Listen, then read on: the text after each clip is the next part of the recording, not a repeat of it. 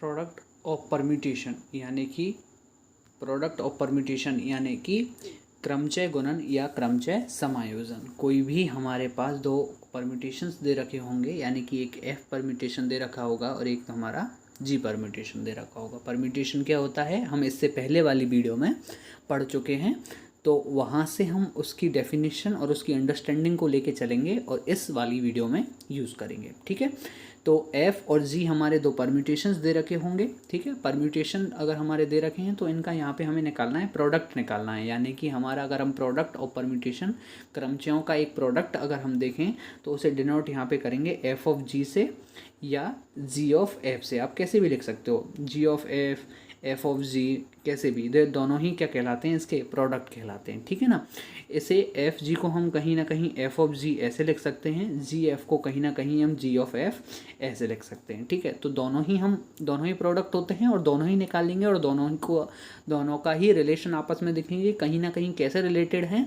ये हम थोड़ा आगे देखेंगे। लेकिन उससे पहले इसका प्रोडक्ट निकालते हैं। ठीक है, तो प्रोडक्ट हमारा यहाँ पे जो सिंपल प्रोडक्ट है बिल्कुल एकदम स्टार्टिंग से, तो वो हमारा यहाँ पे क्या होगा, वो होगा हमारा एफ ऑफ जी, यानी कि एफ जी बोल दो या फिर एफ ऑफ जी बोल दो। ठीक है, तो ये प्रोडक्ट अगर आप निकालने जाओगे तो एक एग्जांपल की मदद से निकालेंगे और उस एग्जांपल को देखेंगे तो कहीं ना कहीं एक परम्यूटेशन एफ दे रखा होगा। मैंने बताया था एफ दे रखा है हमारा ऐसे और जी दे रखा है हमारा ऐसे, और इन दोनों का यूज़ करके हमें क्या निकालना है, एफ जी निकालना पड़ेगा ऐसे। ठीक है, तो एफ जी निकालने के लिए क्या करोगे, एफ अगर हमारा दे रखा है यहाँ पे, एफ हमारा एफ जी है, इधर की तरफ एफ है, इधर की तरफ एफ है, तो सबसे पहले आप क्या लिखोगे, एफ पूरा का पूरा एक एफ परम्यूटेशन लिख दोगे। ठीक है, जो कि हमें ऊपर दिया गया है यहाँ पे।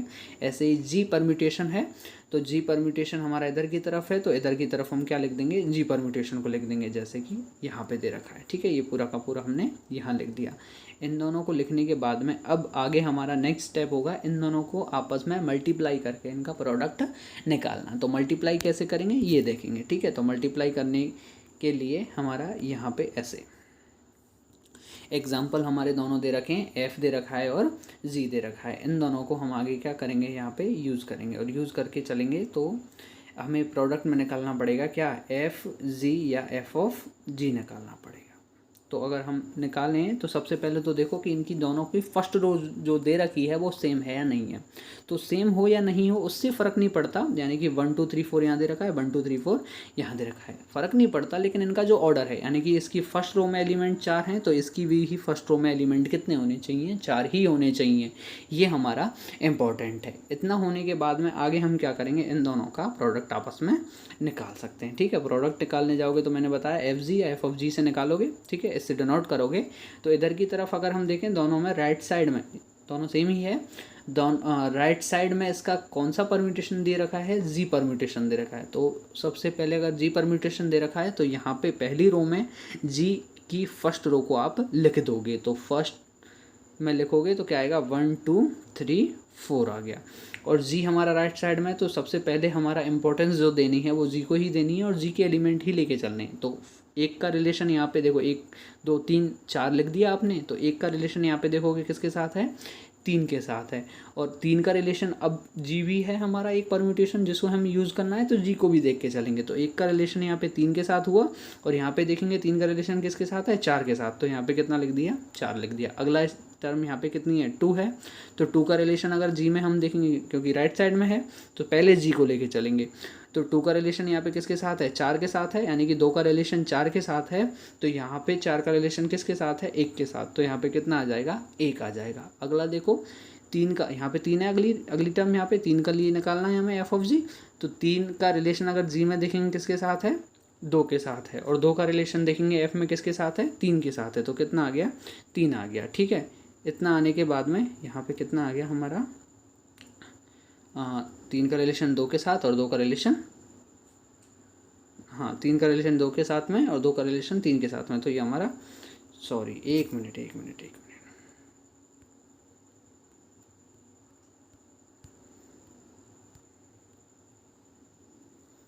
ठीक है, 1 मिनट। ठीक है, देखो यहाँ पे 2 का रिलेशन 1 के साथ में और 3 का रिलेशन 3 के साथ में। कैसे कि 1 का रिलेशन अगर हम जी में देखेंगे किसके साथ आया, 3 के साथ में, और 3 का रिलेशन देखा तो किसके साथ में आ गया, 4 के साथ में, तो यहाँ पे 4 लिख दिया। उसके बाद में 2 का रिलेशन अगर हमने जी में देखा तो किसके साथ आया, 4 के साथ में, और 4 का रिलेशन देखा तो 1 के साथ में, तो यहाँ पे भी 1 लिख दिया। अगली टर्म है 3, तो 3 देखोगे जी में कहाँ पर है, यहाँ पे, तो 3 का रिलेशन देखोगे किसके साथ आया, 2 के साथ में आया, और 2 का रिलेशन देखोगे यहाँ पे किसके साथ आया, 3 के साथ, तो हमने 3 लिख दिया। अगली टर्म है यहाँ पे 4, 4 को देखोगे पहले जी में, क्योंकि जी राइट साइड में, तो जी में देखोगे तो कितना आया, 4 का रिलेशन आया 1 के साथ में, और 1 का रिलेशन यहाँ पे आया हमारा 2 के साथ में, तो यहाँ पे कितना आ गया, 2 आ गया। और यही हमारा निकल के क्या आ गया, एफ ऑफ जी या एफ जी प्रोडक्ट निकल के आ गया। ठीक है, तो यही हमारा क्या होता है, एक प्रोडक्ट ऑफ परम्यूटेशन होता है, यानी कि एफ जी क्या है, एफ और जी दोनों परम्यूटेशंस का एक प्रोडक्ट है। हमने निकाल लिया।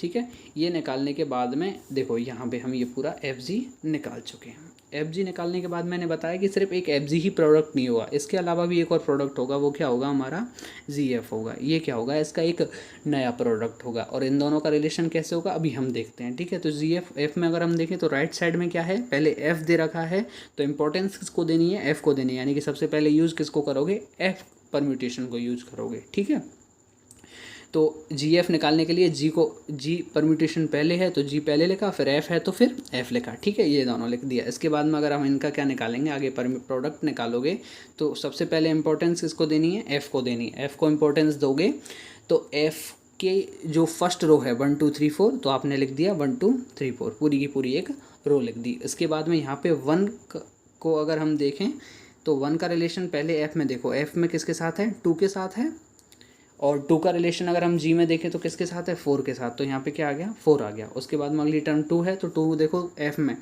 2 का रिलेशन किसके साथ है, 3 के साथ है, और 3 का रिलेशन यहाँ पे देखोगे तो 2 के साथ है, तो यहाँ पे 2 आ गया। ठीक है, अगली टर्म यहाँ पे है 3, तो 3 देखोगे कितना आएगा, यहाँ पे 4, और 4 का रिलेशन किसके साथ है, यहाँ पे 1 के साथ है।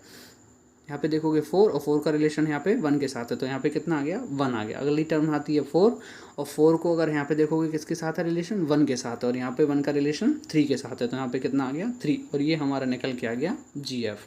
अगर आप थोड़ा सा यहाँ पे गौर करके देखोगे तो एफ जी और जी एफ आपस में सेम नहीं है। ये हमारा क्या है, जी एफ 4 2 1 3, और यहाँ पे क्या है हमारा एफ जी 4 1 3 2, दोनों की दोनों आपस में सेम नहीं है, यानी कि एफ जी और जी एफ आपस में बराबर नहीं है। तो इससे क्या कंक्लूजन निकलता है कि क्रमचय गुणन क्रमबिन में नहीं है। तो क्रमचय गुणन हमेशा क्रमबिन में हो ये पॉसिबल, या सॉरी ये ज़रूरी नहीं है, है ना।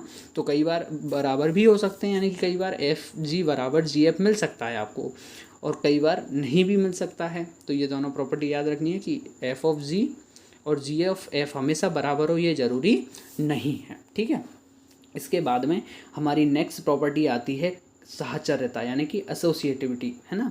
एसोसिएटिविटी अगर हम देखेंगे तो पहले अगर हम ग्रुप के लिए साहचर्यता देख चुके हैं, कैसे A B of C, A into B of C equals to क्या होता था, ए बी इंटू सी, होता है या नहीं होता।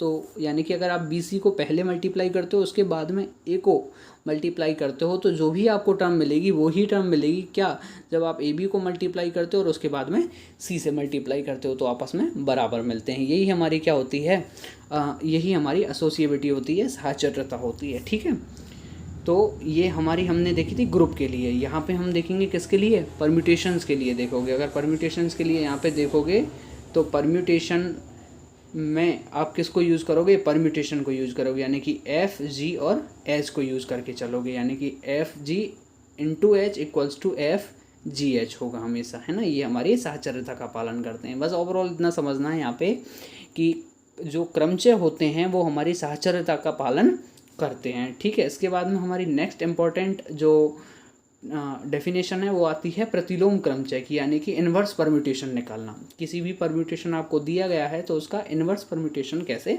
निकालें। ठीक है, तो इन्वर्स परम्यूटेशन अगर आप यहाँ पे निकालोगे तो सबसे पहले उसकी डेफिनेशन देख लेते हैं थोड़ी सी, क्या कि किन्हीं दो क्रमचयों का गुणन तत्समक क्रमचय हो तो वे परस्पर प्रतिलोम क्रमचय कहलाते हैं। तत्समक क्रमचय क्या होता है, देखो मैंने शायद पहले नहीं बताया, थोड़ा सा देख लो। तत्समक क्रमचय होता है हमारा ऐसा क्रमचय जिसके उस एलिमेंट का रिलेशन खुद ही से हो, यानी कि A1 का A1 के साथ में है, परम्यूटेशन के अंदर A1 का A1 के साथ में है, A2 का A2 के, A3 का A3 के, डैश डैश डैश AN का AN से, यानी कि जो हमारे एलिमेंट हैं उनका खुद के साथ ही रिलेशन होता है। ऐसा परम्यूटेशन क्या कहलाता है? आइडेंटिटी परम्यूटेशन या तत्समक क्रमचय कहलाता है। तो कोई भी दो हमारे जो परम्यूटेशन दे रखे हैं इन्वर्स परम्यूटेशन कहलाएंगे। कब? जब आपस में यदि आप उन्हें क्या करते हो? मल्टीप्लाई करते हो, यानी कि आपस में अगर आप उन्हें मल्टीप्लाई करते हो और आपको कितना मिल जाता है? आइडेंटिटी परम्यूटेशन मिल जाता है। ठीक है, यानी कि एफ और जी को अगर आपने मल्टीप्लाई किया और आपको क्या मिल गया? आइडेंटिटी परम्यूटेशन मिल गया, तो एफ और जी आपस में एक दूसरे के क्या कहलाएंगे? इन्वर्स परम्यूटेशन कहलाएंगे या प्रतिलोम क्रमचय कहलाएंगे। ठीक है, तो ये तो हमारी डेफिनेशन के तौर पे हुआ, लेकिन डेफिनेशन के तौर पे हम इससे नहीं निकालते हैं, हम सीधा ही एक एग्जांपल की मदद से देखते हैं कि एग्जांपल की मदद से हम हमारा इन्वर्स परम्यूटेशन कैसे निकालते हैं। ठीक है, एग्जांपल की मदद से अगर हम देखें तो ये देखो, एग्जांपल की मदद से देखोगे तो आपको एफ़ दे रखा है, कहीं ना कहीं एफ़ दे रखा है, और एफ़ मैंने मान लिया 1 2 3 4 दे रखा है। इसके लिए मैं मान लेता हूँ 2 4 1 3। ये मैंने एक परम्यूटेशन ले लिया, कोई भी एक परम्यूटेशन मैंने यहाँ पे ये ले लिया है। इसका हमें क्या निकालना है? इन्वर्स निकालना है। तो इन्वर्स को मैं एफ इन्वर्स से डिनोट करूँगा और यही हमें क्या करना होगा? निकालना होगा। ठीक है, इसे निकालेंगे, तो इसे निकालने के लिए सबसे पहले मैं 2 मिनट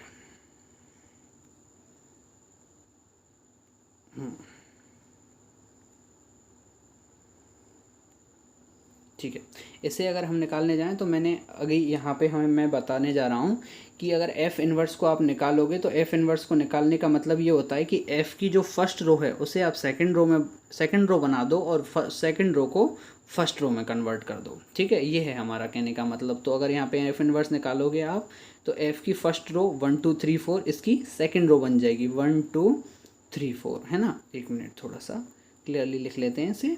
1 2 3 4, यानी कि एफ़ की जो फर्स्ट रो थी 1 2 3 4 इसकी सेकंड रो बन गई 1 2 3 4, और जो एफ़ की सेकंड रो थी 2 4 1 3, यहाँ पे इसकी क्या बन जाएगी? फर्स्ट रो बन जाएगी 2 4 1 3। ठीक है, तो ये इसका क्या निकल के आ गया? एक एफ़ इन्वर्स निकल के आ गया। ठीक है, ये सही है, बिल्कुल सही है, एक एफ़ इन्वर्स है। लेकिन इस एफ़ इन्वर्स को हम एक सिस्टमेटिक रूप में लिख लेते हैं, क्योंकि देखो अगर आप देखोगे तो फर्स्ट रो हमारी कहीं ना कहीं एक सिस्टमेटिक ऑर्डर में होनी चाहिए। जैसे अगर हम एफ़ को देखें तो 1 2 3 4 एक ऑर्डर है हमारा, लेकिन यहाँ पे एफ़ इन्वर्स में कोई ऑर्डर नहीं है। 2 4 1 3, तो एक अगर ऑर्डर में लिखने जाएँ तो मैं ऑर्डर में लिखूँ तो कैसे लिख सकते हैं? 1 2 3 4 ऐसे लिख सकते हो या नहीं लिख सकते? बिल्कुल ऐसे हम इसे लिख सकते हैं। लेकिन लिखने के साथ साथ हमें एक चीज़ और याद रखनी है, जो मैंने इससे पहले वाली वीडियो में आपको क्रमचयों की समता मैंने बताई थी। समता यानी कि इक्वलिटी ऑफ परम्यूटेशंस बताया था। वहाँ पे हमने क्या किया था कि कोई भी दो परम्यूटेशंस आपस में इक्वल होंगे कब? जब आप उनके एलिमेंट को तो आपस में इंटरचेंज कर सकते हो, लेकिन जिस एलिमेंट का रिलेशन जिस एलिमेंट के साथ है वो ही हमारा रहना चाहिए, दूसरे वाले परम्यूटेशन में भी वैसा ही रहना चाहिए। यानी कि अगर हम यहाँ पे देखें तो 1 का रिलेशन यहाँ पे किसके साथ है? 3 के साथ है, तो यहाँ पे भी किसके साथ होना चाहिए? 3 के साथ। यहाँ पे 2 का रिलेशन किसके साथ है? 1 के साथ में, तो यहाँ पे भी 1 के साथ होना चाहिए। यहाँ पे 3 का रिलेशन 4 के साथ है, तो यहाँ पे भी किसके साथ होना चाहिए? 4 के साथ होना चाहिए। और यहाँ पे 4 का रिलेशन 2 के साथ है, तो यहाँ पे भी किसके साथ होना चाहिए? 2 के साथ होना चाहिए। तो ये परम्यूटेशन और ये परम्यूटेशन आपस में क्या होंगे? इक्वल होंगे। तो इसका मतलब एफ इन्वर्स किसके बराबर आ गया? इसके बराबर आ गया। ठीक है, एफ इन्वर्स इसके बराबर आ गया, और यही हमारा क्या कहलाएगा? यही हमारा एक इन्वर्स एफ का एक इन्वर्स परम्यूटेशन कहलाएगा। यानी कि एफ जो परम्यूटेशन दे रखा है उसका इन्वर्स परम्यूटेशन आप एफ इन्वर्स निकाल चुके हो, ये निकाल लोगे। ठीक है, तो इस एग्जांपल की मदद से हमने देख लिया, और ये क्या था? हमारा एक इन्वर्स परम्यूटेशन था। उसके बाद में इसके बाद हमारा एक इम्पॉर्टेंट टॉपिक आता है ग्रुप ऑफ परम्यूटेशन, जो हम उससे नेक्स्ट वीडियो में देखेंगे।